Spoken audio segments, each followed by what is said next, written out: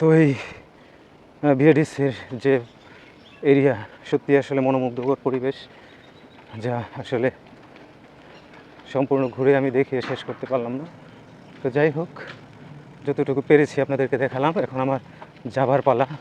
আমি এখন সোজা মেন রুটে যাব এবং দুই পাশে দেখুন কি সুন্দর সারিবদ্ধ গাছ, ফুলের গাছ এবং বিভিন্ন রঙের গাছ, যা সত্যি মনোমুগ্ধকর, মোহনীয়।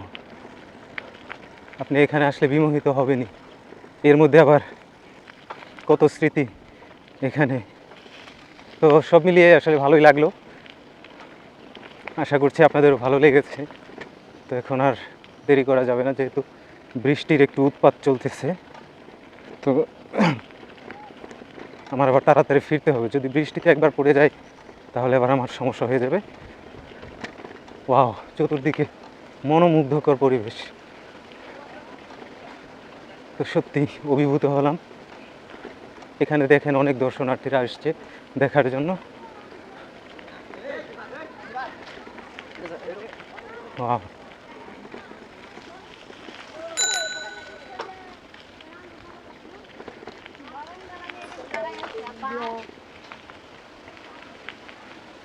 সত্যি অমায়িক।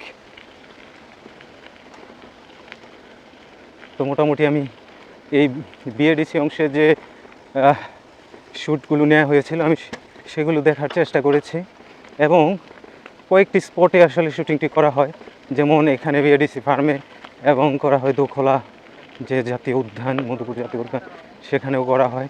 তো সেখানে আজকে আর যাওয়া সম্ভব নয়, যেহেতু আমার এখানে আজকে দিনটি শেষ হয়ে গেল।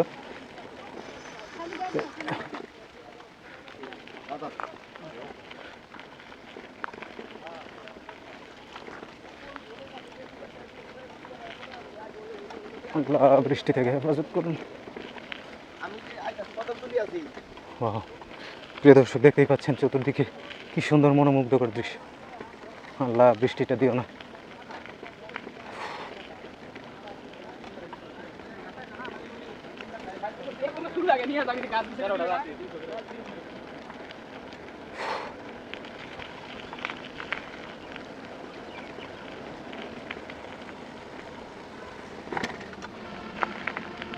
আমি এই যে মেইন রোডের কাছাকাছি চলে আসছি। আল্লাহ, বৃষ্টিটা দিও না।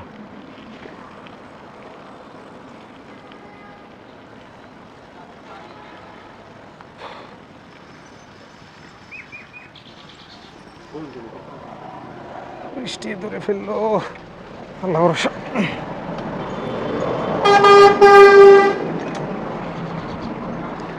আমি মেইন রোডে চলে আসলাম, দেখি কত দূর যেতে পারি। আল্লাহ ভরসা।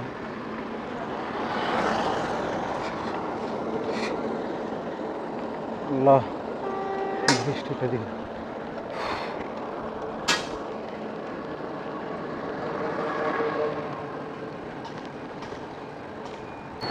সামনে কাকরাইল ব্রিজ। আমার মনে হয় বৃষ্টি থেকে রক্ষা পেতে কোথাও দাঁড়াতে হবে।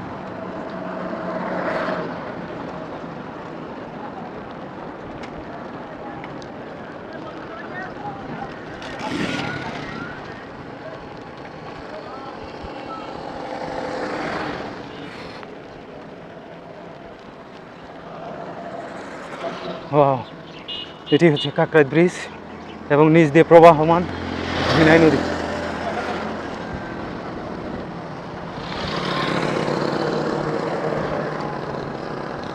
আমার কোথাও দাঁড়াতে হবে, মানে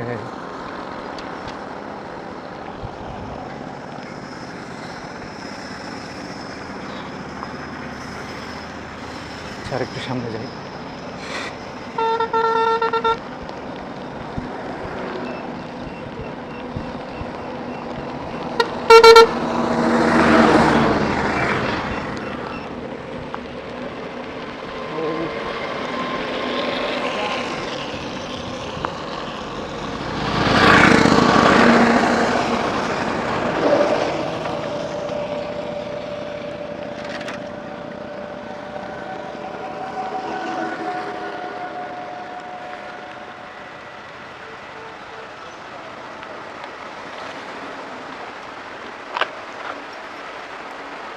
ভাইজান আমি একটু ভিতরে যাই।